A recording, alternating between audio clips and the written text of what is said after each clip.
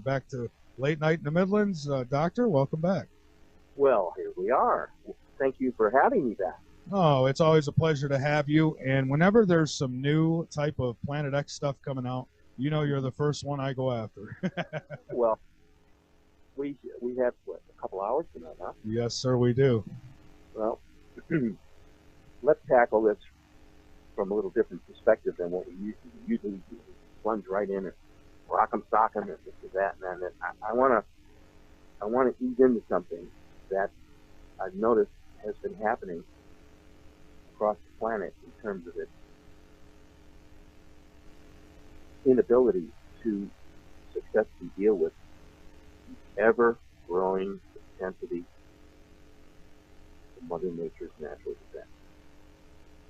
I know I hate to start out, with having to talk about all the bad stuff going on, because it's going on.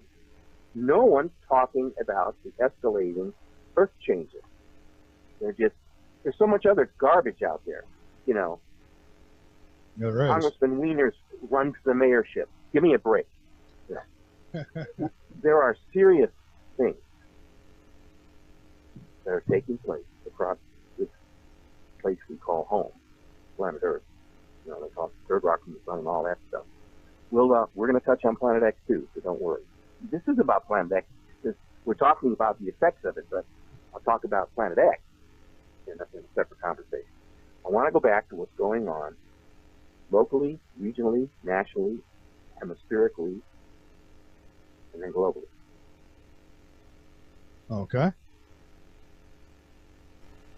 All earthquake, volcanic, fire, wind, tsunami, solar, all of these aberrations, all of them are totally off the chart as of this moment in time. They're at their all-time highs. Some of them, the records have now been broken 2 or 3 times in the last year. People are just not awake. They're not interested. Maybe they are, but they don't know how to figure out where to find the information. For instance, if you want to have some fun and go, oh my God, I can't believe how many earthquakes there are, I want you to try something. I personally subscribe to USGS, and I've asked them to send me email alerts on any and all earthquakes. Well, let's just say from 5 above. Forget about all the 4s and the 3s that set up the bigger one. And I asked for a specific region. I said I wanted the Ring of Fire. We all know what the Ring of Fire is. Oh, yeah. And by gosh, they set me up. And for the last year and a half, I get 2 or 3 a day. I'll repeat that again. I get 2 or 3 a day. 6, 7, 9, 7, 7, 6, 6 a.m. And they're all coming up and down. It's like running a marathon from one end of the Ring of Fire to the other. They ring from up in the oceans all the way down to the Pacific and all the way back up, all the way around. And they just like charm. They're up 450%. I don't know if that really rings your bell or not. Oh, absolutely. I didn't say 4.5%. I said 450%. And the severity and the depths are getting shallower and shallower. That's not good. No, that's not good. That's not good. Now, we've already talked about danger of earthquakes and how to do this. What's the matter? Oh, my goodness. Well, Mike, we have an interruption. What's the matter, little guy? One of my kitty cats, every once in a while when the wind blows, and we've had a little wind tonight, my one little kitty cat, come on, Ratso, my little beautiful American gray, he whines like a little child. Let's digress for a second. We've got 2 hours, right? 2.5 hours? Yes, we do. Yeah, I want to. We're still talking about the Earth changes thing. We're not changing channels. I want to shift it to what's happening to the animal world in all of this stuff. My cats are becoming extremely aware of slight changes taking place either in rain or wind or thunder. They used to never be afraid of the thunder and lightning. Never. I've had them 3-4 years. In the last 13, 14 months, they've all developed this strange, unsettling, uncanny fear, and they all hide deeply into a closet as they can, as if they understand, as if they already understood about tornadoes. And that's the point. Mm-hmm. I think they instinctively know when these events are about to happen. So I'm learning from them, and they're teaching me about how to get prepared. That's how serious I take all of the things that you and I talk about. Absolutely. And Dr. Rand, I had mentioned to you earlier about this Google Sky image that's out there. And, you know, and I went and checked the coordinates, about 4:30 in the morning after my show last night. And sure as can be, it is there. It's moving right along, I guess. But now Of course, it's on its outward passage, but it's still close, and it's still disturbing our sun. I guess we've segued into Planet X, I guess, huh? Yes, we have. Well, I mean that's fine. That's what we do. Right. All right. Well, we had left off where I'm now so in tune with my 5 rescued kitty cats, my dear friends, that they're teaching me, and I hope I'm teaching them, because I've taught them where I've got emergency stashes of food and water for them in several parts of the house. In case I am struck with something, at least they'll have food up and down. So people got to realize those animals are in my charge. If something happens to them, I have to deal with myself because I wasn't prepared, or I didn't care, or whatever. The point is, they're lives. They're not human lives, but they're lives, and they're our souls. All right. So I'm beginning to put all the pieces together now, even far closer than the last time you and I were together with your audience. Everything, I have to say it right from the beginning of the show, Michael. There isn't a thing you and I have talked about. There isn't a statistic we have cited. There isn't a source we've led you to. There isn't an untruth that we've spoken that you cannot go out and show us that we are 100% correct. We have been right in all of our predictions.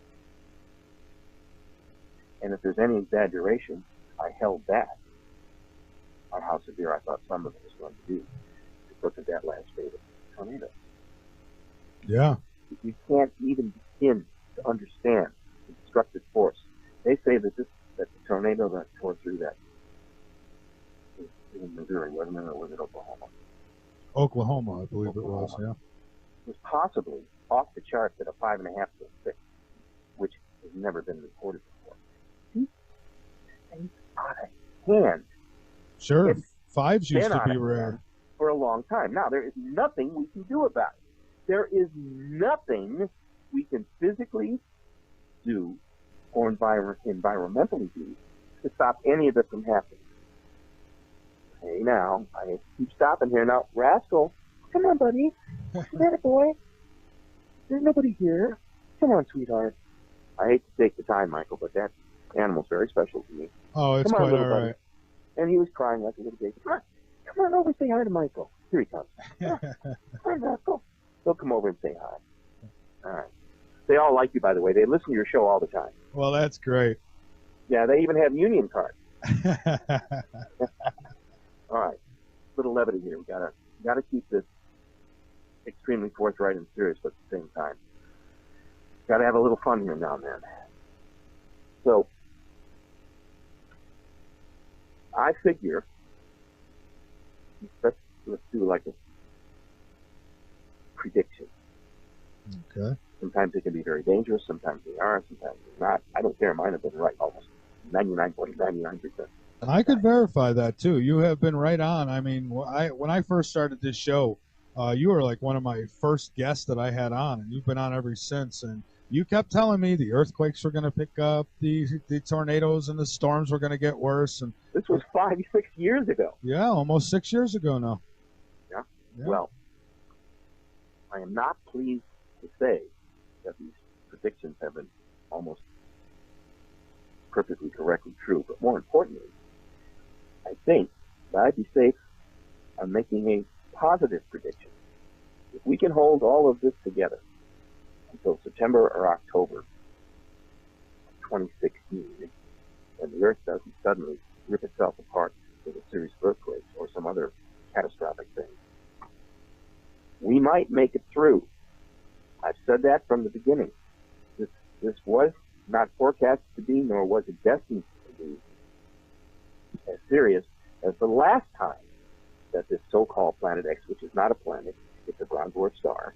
I guess we're going to have to do the little Earth thing real quick, huh? Yeah. Sure, yeah. We jumped into it, didn't we, huh? We did. Boots and ankles deep, huh? Okay, here we go. All right, what is Planet X? Planet X is not a planet. It is a brown dwarf star. This brown dwarf star was originally part of our solar system that goes back possibly 10 to 12 billion years in time.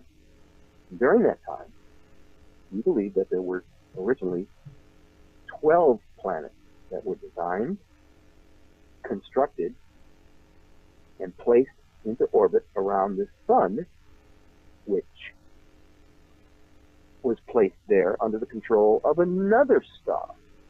Now we're getting deep into it, Michael. You better break out the vodka, okay? There were originally 12 planets in this solar system. There were 3 suns. I'll take this one step at a time.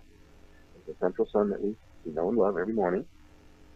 There was a little baby sun, which ultimately became Wormwood, or relabeled as Planet X and 1,000 other names. And there's this big, giant, blue-black, probably 30 times the size of our sun, anchoring the sun and our solar system. This blue-black sun is a huge mass, and people might even consider it a black hole, a billion or so miles from us, around space. That ain't such a big, I mean, not really. That's a lot of miles, a dozen miles, right? It sure is. But considering that our solar system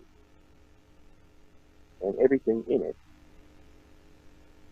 circles around a much larger mass of stars called the Milky Way galaxy.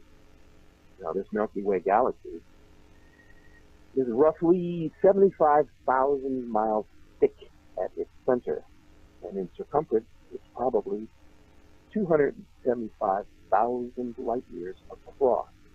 So when you look down on it, it's known as the plane of the ecliptic. You see the swirling mass of stars. Now, I said swirling. Which way were they? You know which way the Milky Way swirls, Michael? I want to say clockwise, but it's probably. And that's their images in the caves that you'll find absolutely all over the world. If you really want to study caves, like I've been doing, what you got to do is you got to read and get on the internet. You'll find that almost every major cave drawing ever discovered of any value, of any consequence, shows flying saucers in them, as well as a very strange companion sun to ours. Now, I wonder why that is. What do they know? You know, they're just savages, right? Yeah, apparently. Well, suppose these savages had sky visitors, or what they called sky people. The legends go that the early hominids, call them cavemen all the way up to Neanderthal, all spoke of and knew about those sky people in their flying shields. Very descriptive words. Sky people in their flying shields, like flying saucer shields. It's even in Vatican paintings, and some say it's even in the Last Supper. It's used the Last Supper. So, check me out. Don't take my word for it, folks. Check me out. So, Planet X has been around a long, long time. Basically, what happened was that a large, potentially planetary-sized rock asteroid, it's something big. Let's say it was the size of Mars or the size of the Earth. This object was that big. It's believed that it came smashing through the plane of the ecliptic of our solar system, traveling in the opposite motion, being that it was coming in a clockwise trajectory, which means if it made contact with any object in our solar system of any size, there would be an instant collision, as I explained earlier, like two freight trains on the same track. Right. Because you're going in opposing directions. Well, this object comes careening through. The 12 planets were basically arranged just like they are, except there was a huge rocky. It's not understood why this particular planet appeared to be so dead, but it was a big planet. It was probably the size of the Earth, but it was all solid rock. It was called Marduk, M-A-R-D-U-K, Marduk. It's all through history. The term Marduk brings fear in people's hearts because the whole portrait of it is like an evil killing thing. Anyway, the first solar system object that this incoming rock, the size of the Earth, makes impact, a direct hit with Marduk. Because Marduk's orbit was way out away from Saturn and also Mars, because Marduk was in a position between Mars and Saturn, so the open void space, kind of in the middle. But it was way out of the inner ring.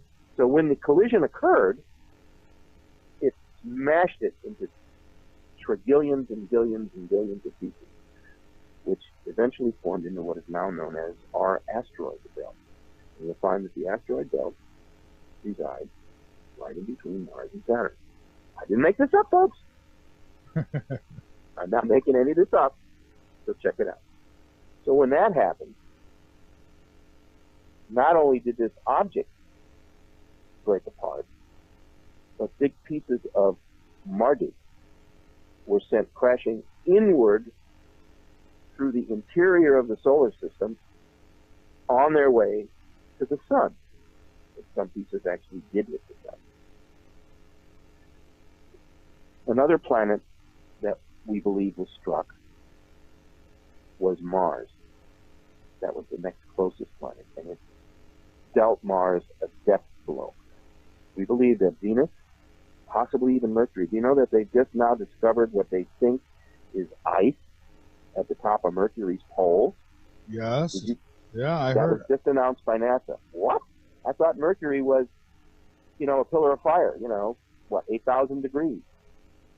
Well, anyway, we believe that Venus and Earth and Mars were all scheduled to bear light. Now, I didn't say human life. Didn't say human life. We believe, as is the legend, in our book. By the way, the name of our book is The Return to Planet X. So anybody that's interested in what we're talking about, can I flip the commercial in? Oh, absolutely. Oh, all right, cool. Anything that Michael and I are talking about, everything that we're talking about is in my book. It's really interesting. You can get them at my website, www.returntoplanet.x, or through Michael's show, or simply call me. I'll give you my phone number, 901-836-9660. I am accessible, and I do answer my phone. Okay. And I'll work out a deal with you and send you a discount book, and I'll sign it for you. Okay. So, we'll come back to more stuff about that later.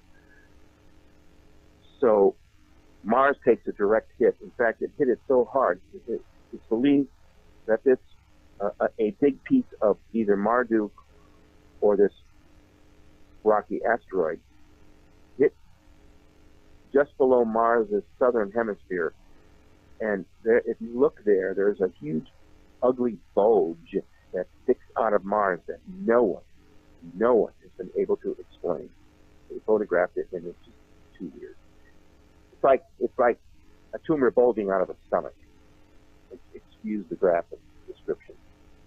And it's there. You can see it if you have access to those pictures. And I'll tell you something, Dr. Rand. I think that there was at one point, if not life on Mars, that life maybe from this planet or another planet was on Mars, because I've seen quite a few pretty convincing photographs of what looks to be like pyramids and even faces, monuments that are built there. Interesting stuff. But go ahead. Sorry, I interrupted. No, it's quite all right. Listen, it's your show. All right. But hey, I mean, you're the man with the knowledge. Listen, don't argue with the boss. I just took a little slug of nice cold. I love sipping cold water. Okay, so we got as far as Marduk being destroyed, other pieces being sent inward through the solar, into the solar system, eventually with a trajectory toward the sun. Another piece hits planet Earth, big time. There's been a lot of conjecture as to what started this whole point of continental drift, because in the beginning, 7.5, 8 billion years ago, there was only one continental mass. It was called Pangaea. And it was all unified, one long, stretchy, twisty piece. And if you cut out all of take a surface map and go ahead and take the time to cut out all the different continents, you'll find they all come together quite nicely. And you go, really? It's true.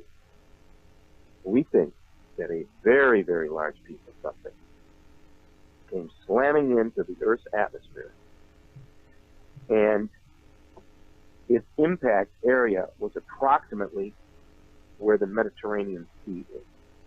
In fact, that's probably what caused the Mediterranean Sea to be hollowed out like that. It was like an impact crater in the ocean that the world filled it in.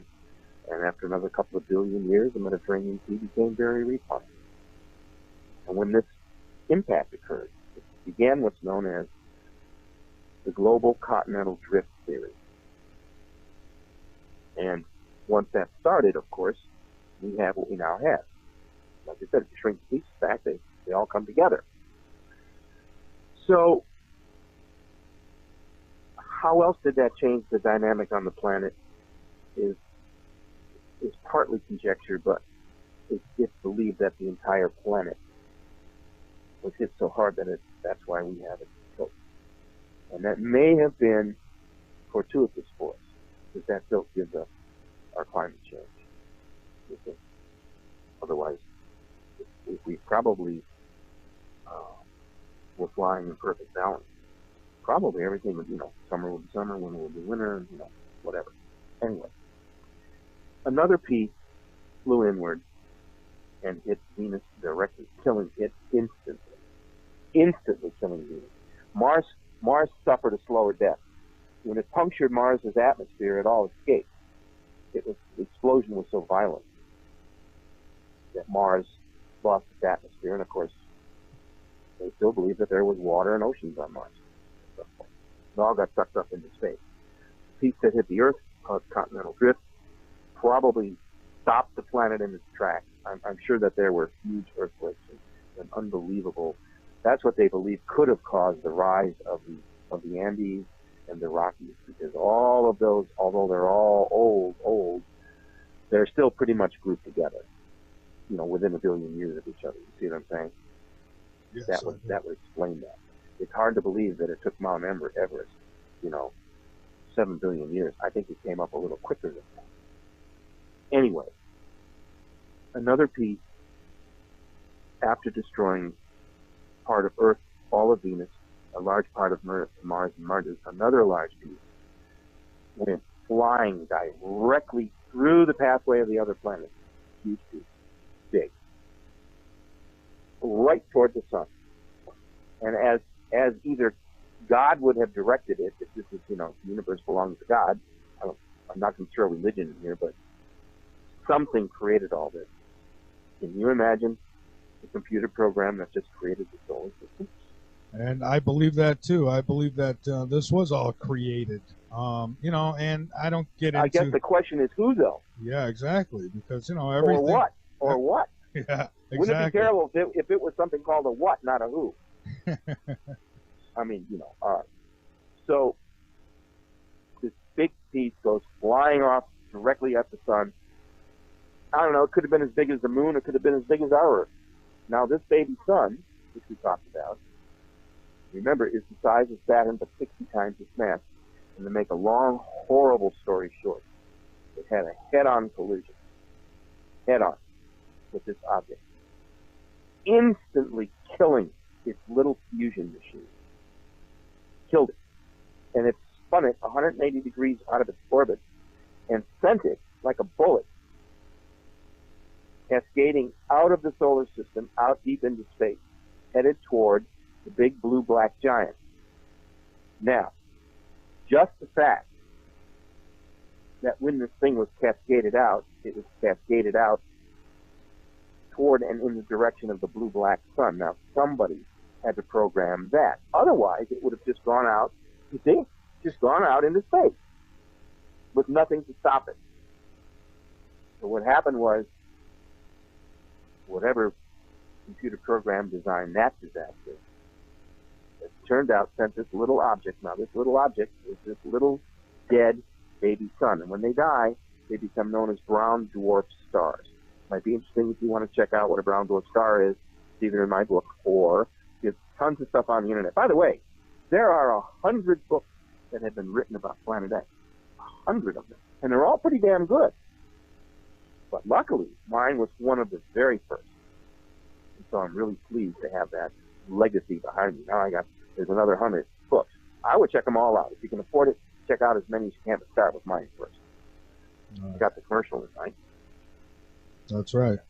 All right, back to series.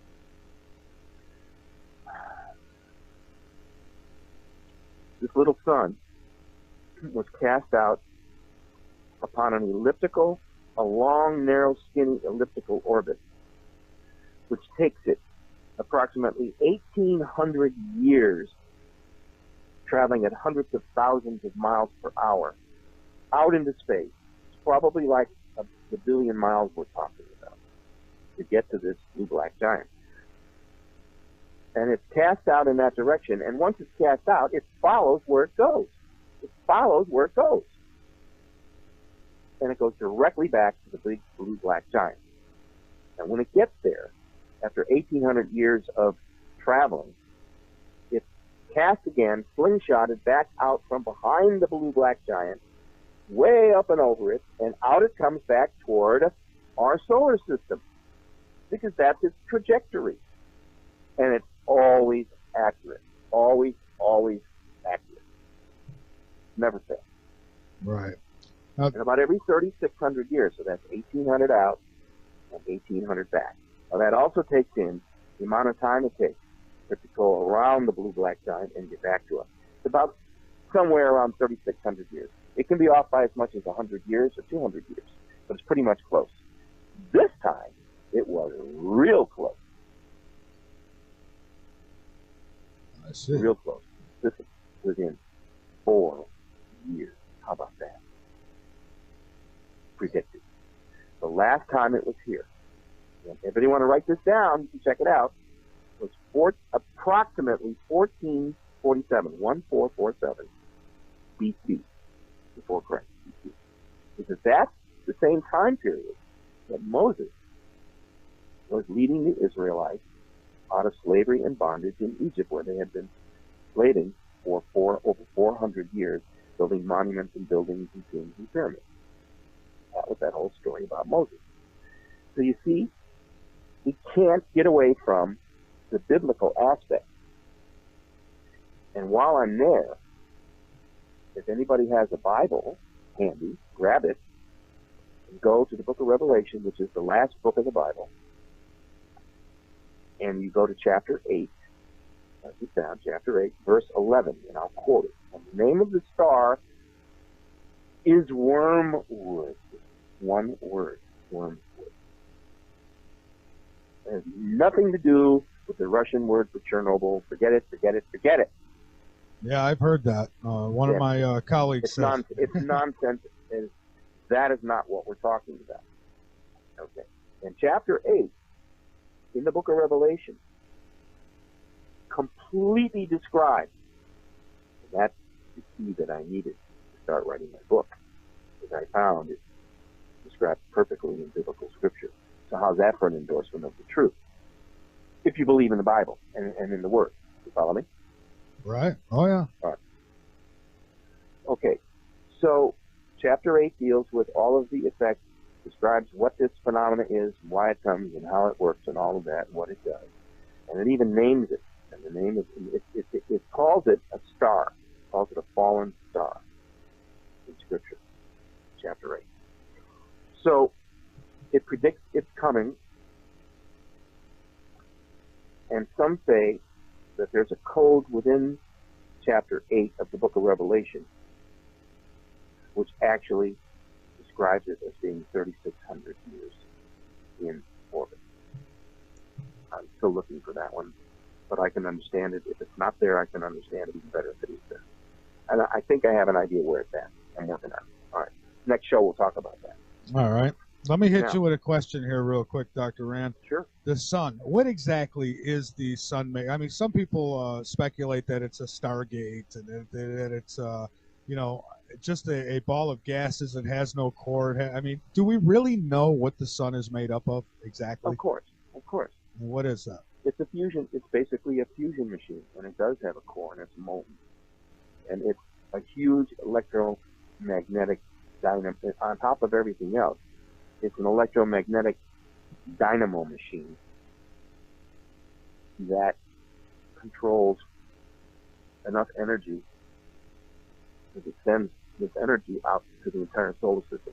What do you think holds each planet in its orbit? I mean, we can go way, way out here, Michael, and get really confusing. Well, let's do that. Oh, you like to do that? Whatever it takes. I want to understand this because, I don't know. Some people think that it could be a Stargate, and if it's what science says it might be, but that's not what we're talking about. True. We're talking about the construction and what is and why is the sun. Now, it might be a Stargate, but that's not what we're going to concentrate on. We're going to concentrate on the physical properties of the sun.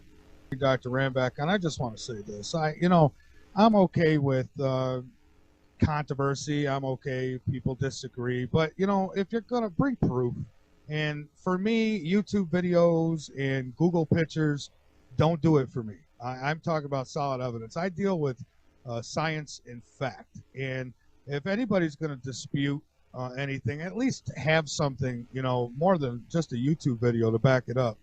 And that's just how I roll. I mean, if I believed everything that everybody told me, I'd be afraid to leave the house. I'd be shaking like a leaf in a corner, wrapped up in seaweed or something. I mean, what is the sun? Why does this do that? I don't know. I'm not an expert. I'm not claiming to be. I don't have all the answers. But when I bring a guest on like Dr. Rand, he's got one hell of a background. So I can't argue with him about anything that he's telling me because I don't know. But I do go by his background, the evidence that he presents, the evidence that science presents. And it tells me that, I don't know, maybe the sun could be a Stargate, this, that, and the other thing. But for everything to be an illusion, then why do we even bother? Why do this show tonight? Why get up and go to work tomorrow? If it's just an illusion, I mean, what's the consequences of not going along with an illusion? So, believe me, I have nothing against anybody who disagrees, but you can't call somebody wrong until you can prove them wrong. And that's just what I wanted to say about that. So the lines are open. I mean, you're more than welcome to call in if you've got the answers and we're wrong. 803-369-3608. I mean, it's that easy. Feel free to call in. But other than that, Dr. Rand, let's get back to it, my friend. We are back. And, Alrighty. Yeah. Alrighty.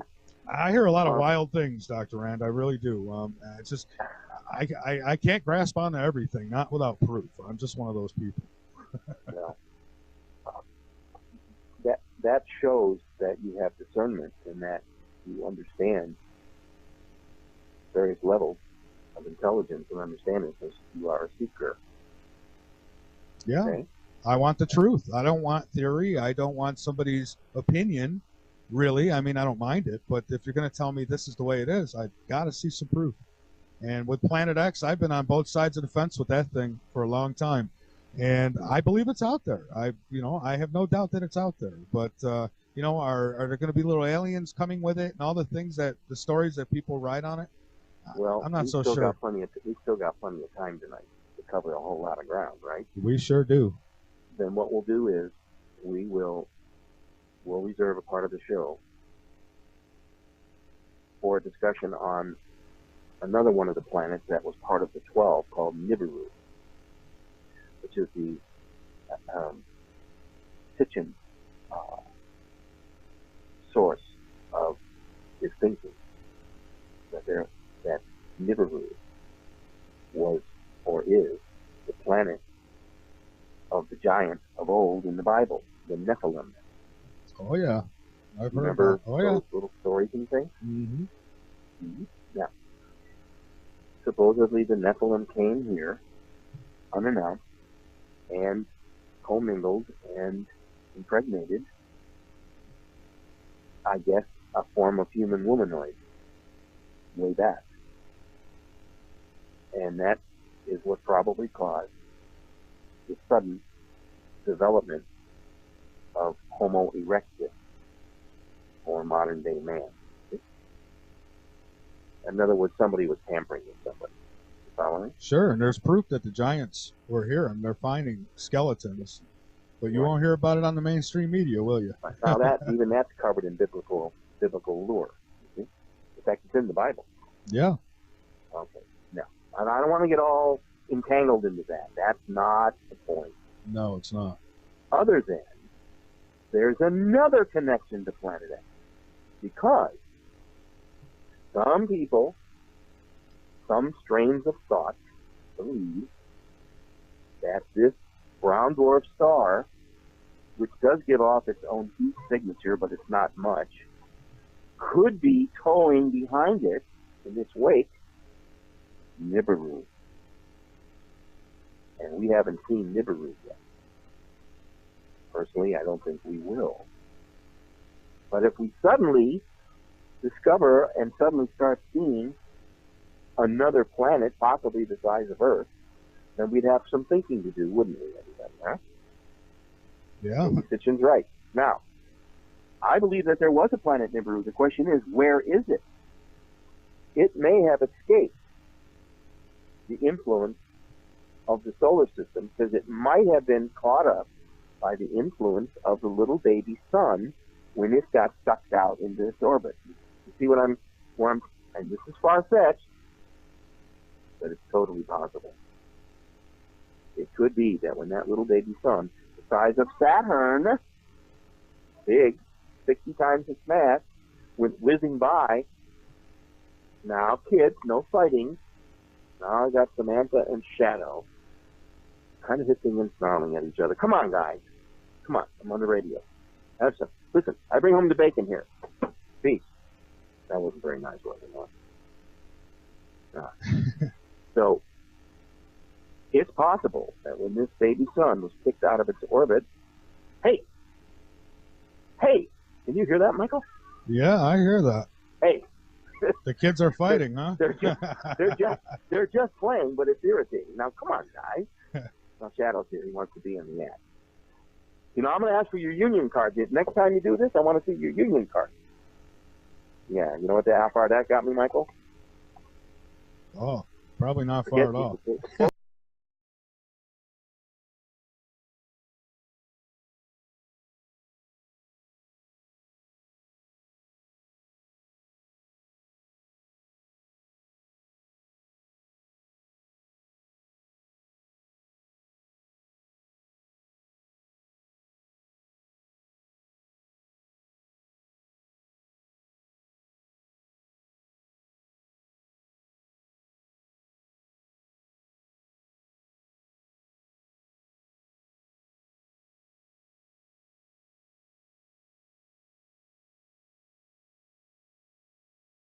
And back to Late Night in the Midlands. Doctor, welcome back. Well, here we are. Thank you for having me back. Oh, it's always a pleasure to have you. And whenever there's some new type of Planet X stuff coming out, you know you're the first one I go after. Well, we have, what, a couple hours tonight, huh? Yes, sir, we do. Well, let's tackle this from a little different perspective than what we usually do. Plunge right in and rock 'em, sock 'em, and this is that and that. I want to ease into something that I've noticed has been happening across the planet in terms of its inability to successfully deal with ever-growing intensity of Mother Nature's natural defense. I know it's. I hate to start out, with having to talk about all the bad stuff going on, because it's going on. No one's talking about the escalating earth changes. There's so much other garbage out there. There is. Congressman Wieners runs the mayorship. Give me a break. There are serious things that are taking place across this place we call home, planet Earth. They call it the third rock from the sun and all that stuff. We're going to touch on Planet X too, so don't worry. This is about Planet X. We're talking about the effects of it, but I'll talk about Planet X in a separate conversation. I want to go back to what's going on locally, regionally, nationally, hemispherically, and then globally. Okay. All earthquakes, volcanic, fire, wind, tsunami, solar, all of these aberrations, all of them are totally off the chart as of this moment in time. They're at their all-time highs. Some of them, the records have now been broken 2 or 3 times in the last year. People are just not awake. They're not interested. Maybe they are, but they don't know how to figure out where to find the information. For instance, if you want to have some fun and go, oh my God, I can't believe how many earthquakes there are, I want you to try something. I personally subscribe to USGS, and I've asked them to send me email alerts on any and all earthquakes. Well, let's just say from 5 above. Forget about all the 4s and the 3s that set up the bigger ones. And I asked for a specific region. I said I wanted the Ring of Fire. We all know what the Ring of Fire is. Oh, yeah. And by gosh, they set me up. And for the last year and a half, I get 2 or 3 a day. I'll repeat that again. I get 2 or 3 a day. 6, 7, 9, 7, 7, 6, 6 and a half. And they're all coming up and down, just like running a marathon from one end of the Ring of Fire to the other. They ring from up in the Aleutians all the way down to the Pacific and all the way back up, all the way around. And they just like charms. They're up 450%. I don't know if that really rings your bell or not. Oh, absolutely. I didn't say 4.5%. I said 450%. And the severity and the depths are getting shallower and shallower. That's not good. No, that's not good. That's not good. Now, we've already talked about danger of earthquakes and how to do this. What's the matter? Oh, my goodness. Well, Mike, we have an interruption. What's the matter, little guy? One of my kitty cats, every once in a while when the wind blows, and we've had a little wind tonight, my one little kitty cat, come on, Rascal, my little beautiful American gray, he whines like a little child. Let's digress for a second. We've got 2 hours, right? 2.5 hours? Yes, we do. I want to. We're still talking about the Earth changes thing. We're not changing channels. I want to shift it to what's happening to the animal world in all of this stuff. My cats are becoming extremely aware of slight changes taking place either in rain or wind or thunder. They used to never be afraid of the thunder and lightning. Never. I've had them 3-4 years. In the last 13, 14 months, they've all developed this strange, unsettling, uncanny fear, and they all hide deeply into a closet as they can, as if they understand, as if they already understood about tornadoes. And that's the point. Mm-hmm. I think they instinctively know when these events are about to happen. So I'm learning from them, and they're teaching me about how to get prepared. That's how serious I take all of the things that you and I talk about. Absolutely. And Dr. Rand,